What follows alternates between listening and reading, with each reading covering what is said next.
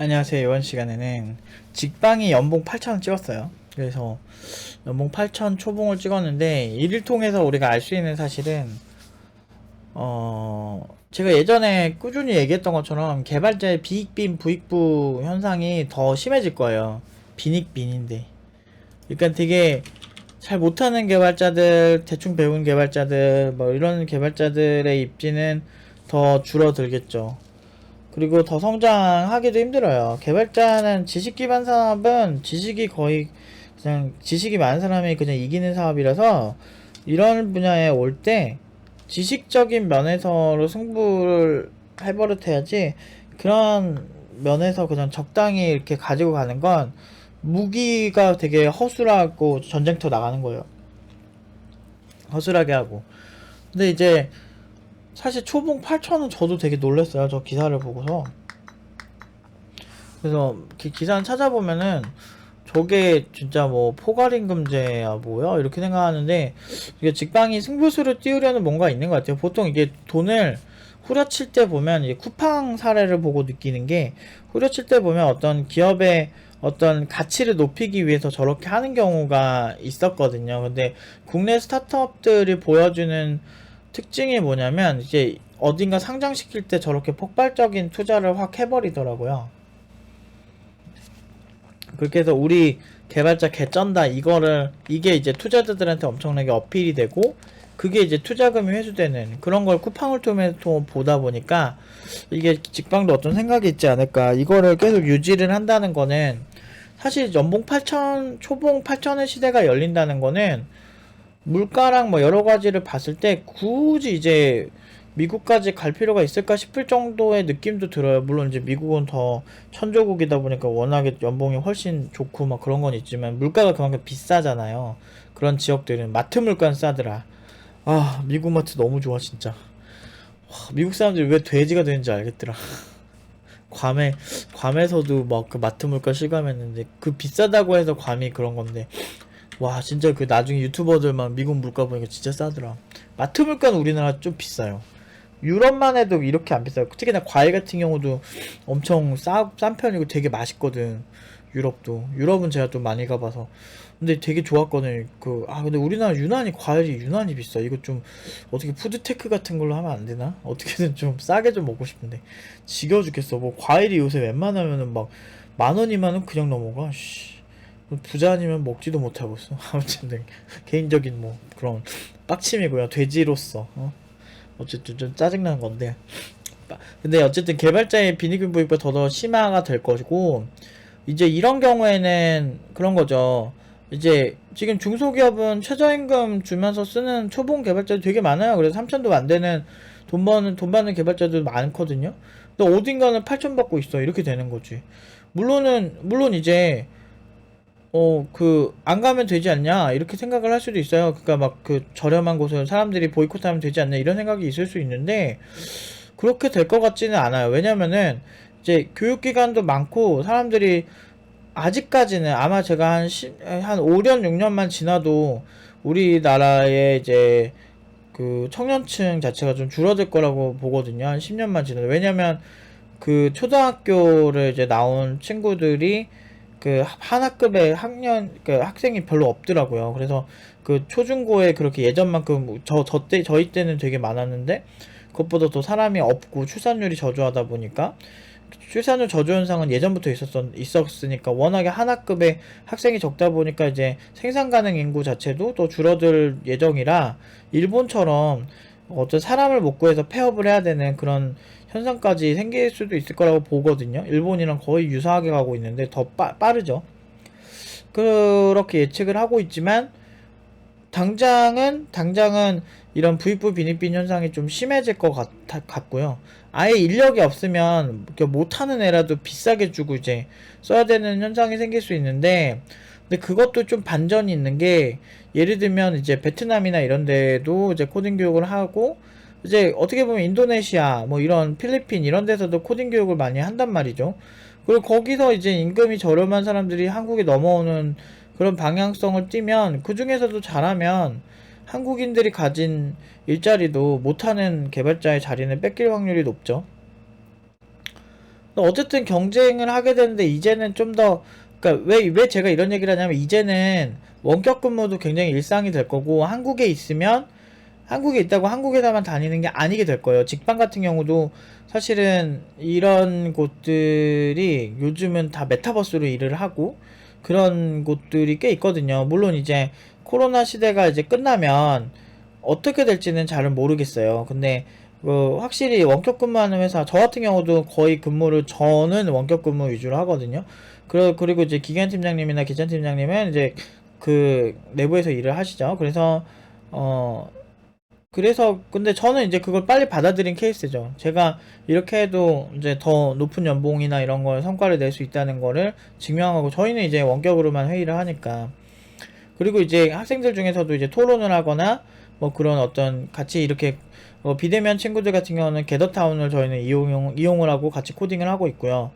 그런 여러 가지들을 이렇게 좀 많이 이용을 저희가 하다 보니까 그런 걸 좀 더 유연하게 받아들이고 있는데 직방은 전 직원이 다 메트로폴리스? 메타폴리스? 아무튼 거기라는 새로운 그 플랫폼 안에서 서로 개발을 같이 하고 일을 하고 있다 보니까 그 어떤 그 앞으로는 이제 좀 필리핀에 있는 개발자랑 한국에서 필리핀에 있는 개발자를 이렇게 직통으로 언어만 되면 바로 쓰는 시대가 오지 않을까. 오히려 그런 이제 언어가 안 돼도 어느 정도 실시간 번역하는 기술이 더 발전하지 않을까. 그렇게 하면 이제는 언어나 이런 여러 가지 어떤 불편한 조건들을 실력만 있으면 초월을 하는 그런 시대가 올 수 있지 않을까라는 생각이 되게 많이 들면서 이게 전 세계적인 부익부 빈익빈 현상이 생길 거라고 예측을 하고 있어요. 전 세계. 그래서 뭐 예를 들면 그러니까 그냥 상상이에요. 저의 상상이고 소설인데 예를 들면 실리콘밸리에 있는 개발자를 국내에서 거기에 사옥을 짓지 않더라도 같이 일을 할 수 있게 된다든지 뭐 그런 방식으로 이제 일을 진행할 수 있지 않을까 싶어요. 그래서 지금 저도 이제 미국에 계신 분들을 강의를 실제로 했었고 그런 미국에 있으신 분 한 3분 정도 지금 미국에 현재 그 실리콘밸리 있다가 최근에는 이제 텍사스 그쪽에 또 IT 쪽이 워낙에 잘 되고 있으니까 그쪽으로 이사를 하신 그 비대면 팀원분도 계시고 일본에 계신 분들도 많이 가르쳤고 그리고 지금 현재도 진행형이고 일본에 계신 개발자분을 그런 분들을 좀 다양하게 가르쳤어요. 카타르 계신 분도 있었고 그러면서 좀 다양하게 좀 코칭을 하고 있고 그렇게 하면서 제가 느낀 게 이게 교육이 이게 가능하다면 업무도 가능하겠다라는 생각이 굉장히 많이 들더라고요.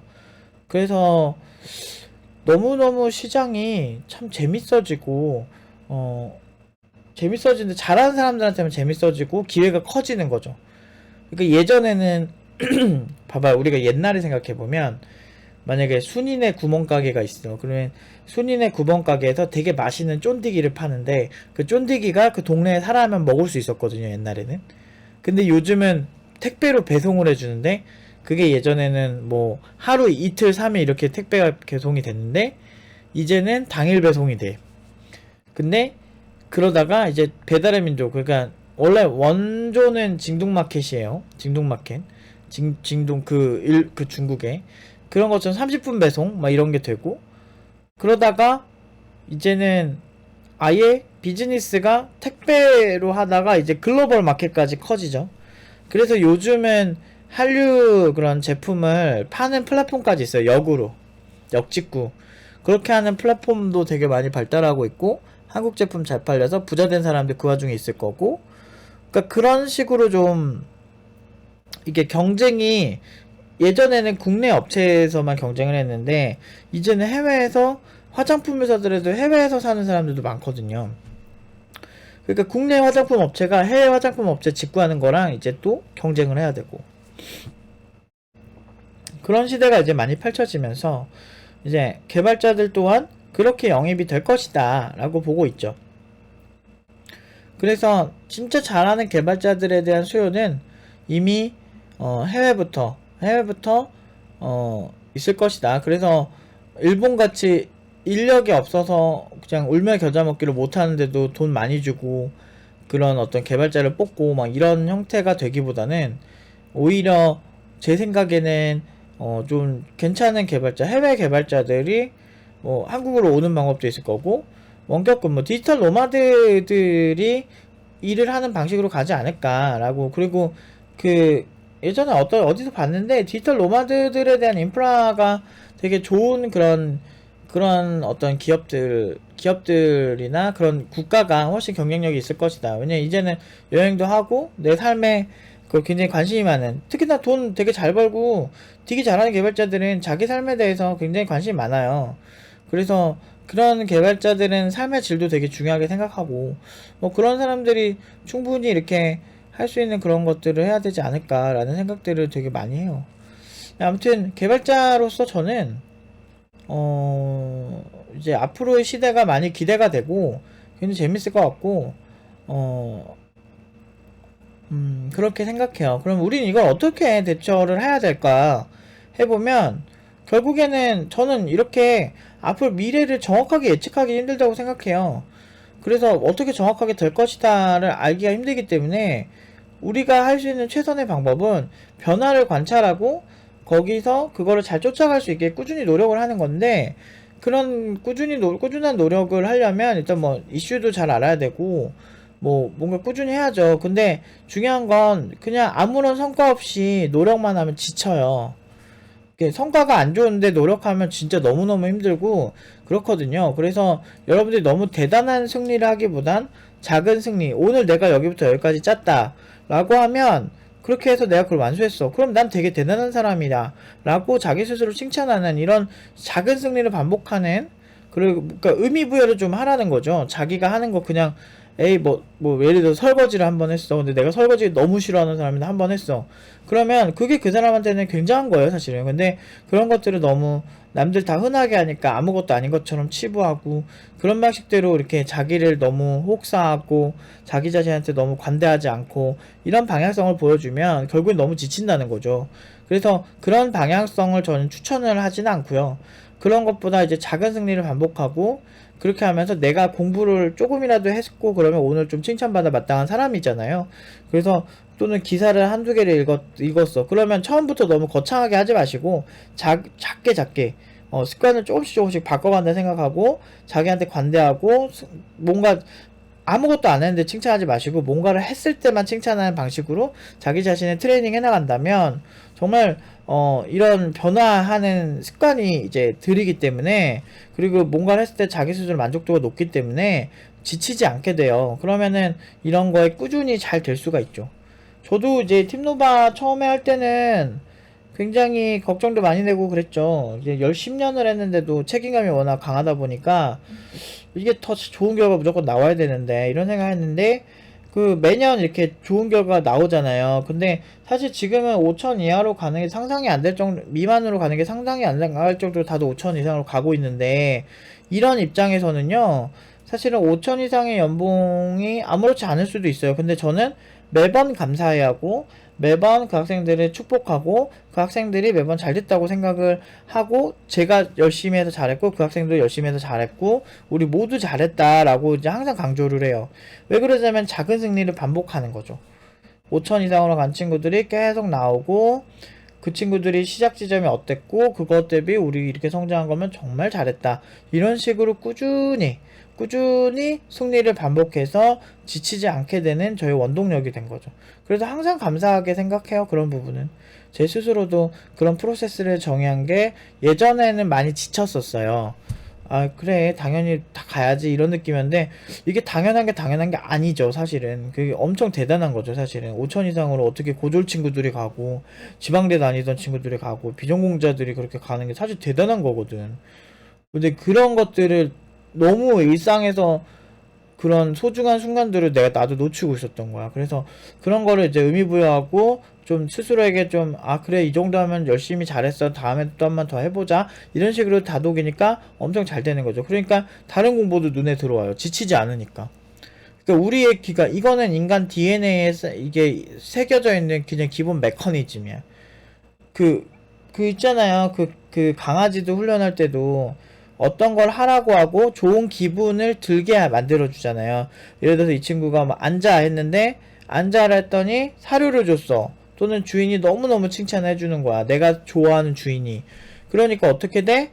이 친구한테는 앉아라고 하는 게 되게 거부감이 없는 그런 것 중에 하나죠. 그래서 막 수의사들 보면 뭐 강아지들 트레이닝할 때 뭐 이렇게 잘 참아주고 그러면 막 이렇게 먹을 것도 주고 그러잖아요. 병원에 가서 저걸 잘 참아내면 맛있는 걸 먹는구나, 이런 거를 이제 배우는 거지.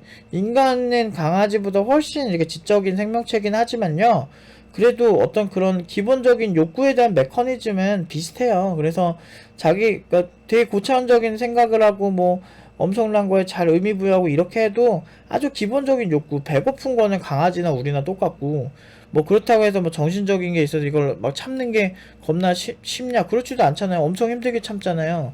그게 쉽지가 않다고, 이 본능이라는 게. 뭐 그런 것처럼 우리는 그런 어떤 되게 단순하고 타고난 것들을 너무 많이 초월하려고 하고, 그거를 막 우리 맘대로 이렇게 막 좌지우지 하려고 하는 것 같아요. 그거는 티벳에 있는 고승들이나 뭐 가능한 거죠.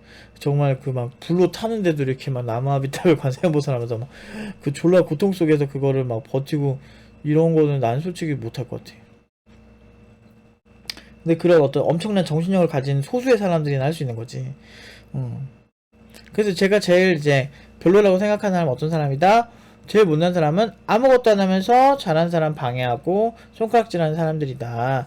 그리고 남들한테 함부로 되게 그 김 빠지는 소리 하는 사람들이다. 그리고 그런 것들은 여러분들, 결국엔 여러분들은 여러분들 먹고 잘 살기 위해서 하는 거고, 그러니까 그런 사람들 너무 영향받지 마시고, 지금 하던 대로 꾸준히 거기다 조금씩 양념을 첨가하면서 지치지 않게 자기 자신을 다독이는 거, 이게 결국엔 그 고연봉 개발자가 되는, 지치지 않은 사람이 결국에는 고연봉 개발자가 되더라고요. 그리고 변화를 꾸준히 수용하려고 하는 습관을 만들려고 하는 사람들이 결국엔 잘 돼요. 그러니까 그런 거 저를 신뢰하시면은 그 좀 신뢰해 주시고 이제 그렇게 같이 노력을 해나가는 게 좋을 것 같아요. 저도 매일매일 그렇게 살고 있습니다. 제 나름대로 목표가 딱 있어요. 그래서 누가 뭐라고 해도 나는 이걸 해낼 거야 라는 게 있고, 누가 뭐라고 해도 해내야죠. 그거는 우리가 스스로 한 거, 그리고 스스로 한 거 자꾸 이렇게 깨버리고 게으르게 있으면 나중에 또 후회해. 결국엔 계속 후회할 거면 그냥 한 번에 해내는 게 낫죠. 아무튼 오늘은 여기까지 얘기하도록 하겠습니다.